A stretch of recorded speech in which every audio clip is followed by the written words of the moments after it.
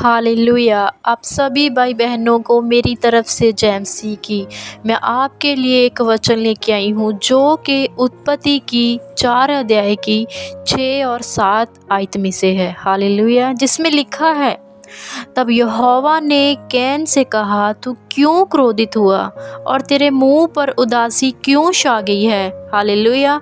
यदि तू भला करे तो क्या तेरी भेंट ग्रहण ना की जाएगी, और यदि तू भला ना करे तो पाप द्वार पर छिपा रहता है और उसकी लालसा तेरी ओर होगी और तुझे उस पर प्रभुता करनी है। हालेलुया। इस वचन के द्वारा परमेश्वर कैन से क्या कहता है कि कैन से पूछता है, क्योंकि जो कैन और हाबिल थे वो दोनों भाई थे।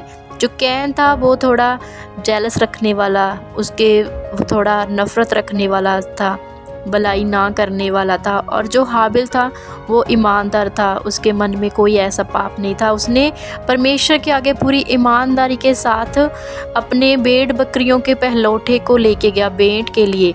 और जो केन था वो एक किसान था, खेती करता था, वो अपनी कुछ उपज ले गया परमेश्वर के आगे। तो परमेश्वर ने देखा कि कौन अपनी भेंट लाने में ईमानदार है। तो उसमें हाबिल था, जो वो भेड़ बकरियों को चरवाहा था, और वो अपनी भेंट मतलब पूरी ईमानदारी से ले गया। उसने पूरे अच्छे से अपने बीज को परमेश्वर के आगे समर्पित किया, अपने दसवंध को दिया।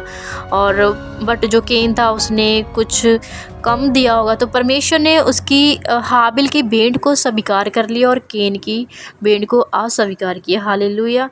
तब परमेश्वर ने जब उसको अस्वीकार किया केन को, तो केन ना क्रोधित हुआ, क्योंकि उसने देखा कि मेरे भाई की जो भेंट है वो स्वीकार हुई, मेरी नहीं। तो वो हाबिल से बैर रखने लगा। तो परमेश्वर को तो पता था, क्योंकि वो सर्वशक्तिमान है। परमेश्वर ने उनसे कहा कि तू क्यों क्रोधित है, तेरे मुंह पर उदासी क्यों छाई है। अगर यदि तू भला करे तो तेरे साथ भी भला ही होगा, तेरी भेंट जो है ग्रहण की जाएगी। अगर यदि तू भला ना करे तो जो पाप है द्वार पर छिपा रहता है उसने अंदर ही आना है। बट तुम्हें तुम्हें जो पाप है उस पर प्रभुता करनी है, जित को प्राप्त करना है। हालेलुया। बट जो कैन था उसने परमेश्वर की बातों को अस्वीकार किया, उसने परमेश्वर की बातों को इग्नोर किया, उसने परमेश्वर की बातों को गहराई से नहीं समझा, क्योंकि परमेश्वर उससे कुछ बुरा होने से पहले अलर्ट कर रहे थे। परमेश्वर ने कहा कि जब हमारे मन में पाप आता है, जेलस नफ़रत आती है, तो जो बुराई है वो हमारे अंदर एंटर होना शुरू हो जाती है। अगर तो हम उसको रोक देते हैं, चलो इट्स ओके, नहीं हमने नहीं कुछ सोचना, जो हुआ शायद मेरे में कमी होगी, मेरी गलती होगी। अगर हम अपनी गलती नहीं मानते, हम उसको मतलब अपने ऊपर हावी कर लेते हैं कि नहीं ऐसा कैसे हुआ, तो हम क्या करते हैं, हम बुराई को अपने अंदर ले लेते हैं। और अब जब बुराई हमारे अंदर आती है तो कोई आवाज़ नहीं आती, कोई टिक टिक की, कोई दरवाज़ा खुलने की कोई आवाज़ नहीं आती। तो ऐसे ही कैन को परमेश्वर ने कहा था कि पाप द्वार पर हमेशा खड़ा रहता है। तो कैन के अंदर वो बुराई ने एंटर कर लिया था। लेकिन परमेश्वर की उसने बात ही नहीं सुनी। अगर परमेश्वर की वो बात सुनता, शायद वो पाप करने से, जो बड़ा पाप करना था उससे बच सकता था, वो श्रापों से बच सकता था, परमेश्वर के क्रोध से बच सकता था। बट नहीं, उसने परमेश्वर की बात को नहीं माना, अपने क्रोध को अपने ऊपर हावी कर लिया। और उसने क्या किया, और उसने जेलस में आकर, नफ़रत में आकर, क्रोध में आकर अपने भाई हाबिल को मार दिया। हालेलुया। तब परमेश्वर ने क्या देखा, परमेश्वर को तो सब कुछ दिखता है। और तब परमेश्वर ने कैन को श्रापित किया और उसे निकाल दिया अपने आँखों के सामने में से, और उसे छोड़ दिया था। परमेश्वर जब छोड़ देते हैं तो अब हमारी प्रार्थना भी कोई काम नहीं करती। इस वचन के द्वारा हम क्या सीखते हैं कि यदि परमेश्वर हमें कुछ आवाज़ लगाए, अगर हम बुरा कर रहे हैं तो हमें परमेश्वर की बातों को सुनना चाहिए। अगर हम भला करेंगे तो परमेश्वर हमारे जीवन में भी वो सभी दरवाजे खोल देंगे जो हमारे लिए खुलने चाहिए, जिसके लिए हम रोज़ प्रार्थना करते हैं वो खुल जाएंगे। अगर हमारे करैक्टर में कोई कमी ना रहेगी, हम पवित्रताई में चलेंगे, परमेश्वर के साथ वफादार रहेंगे, बीज बोने में भी, तो परमेश्वर ये सब कुछ देखता है। तभी हमारे जीवन में कार्य होता है, तभी हमारे जीवन में परमेश्वर की दया आती है। अगर हम परमेश्वर के वचनों पर नहीं चलते, हम किसी का भला नहीं करते, नफ़रत रखते हैं, बुराई सोचते रहते हैं, तो परमेश्वर हमारी प्रार्थना को नहीं सुनेगा। हम जितनी मर्ज़ी प्रार्थना कर लें, परमेश्वर हम पर दया नहीं करेगा। तो हमारे अंदर पाप आएगा, तो हम जब पाप अंदर एंटर तो हो जाएगा और वो झलकने लगेगा। हम बुराई करेंगे तो लोगों को मालूम होने लगा कि ये ऐसा है, ये वैसा है। हमारा पाप हमारे फेस से, हमारे बातों में से झलकने लगता है। तो हमें क्या करना है? परमेश्वर की आवाज़ को सुनना है। परमेश्वर एक भला करने वाला परमेश्वर है। वो नहीं चाहता कि मेरे बच्चे पाप में गिरे।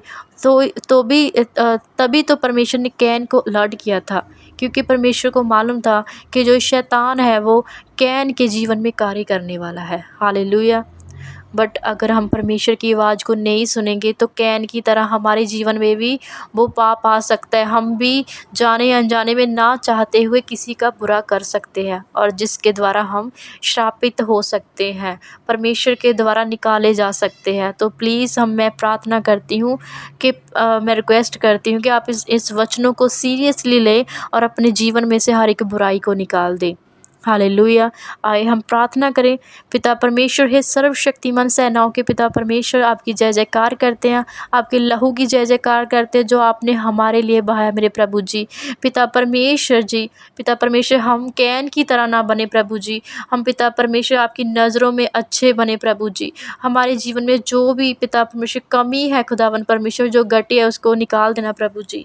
अपनी दया को हमारे जीवन में लाइए प्रभु। आपका अनुग्रह हमारे जीवन में आए प्रभु।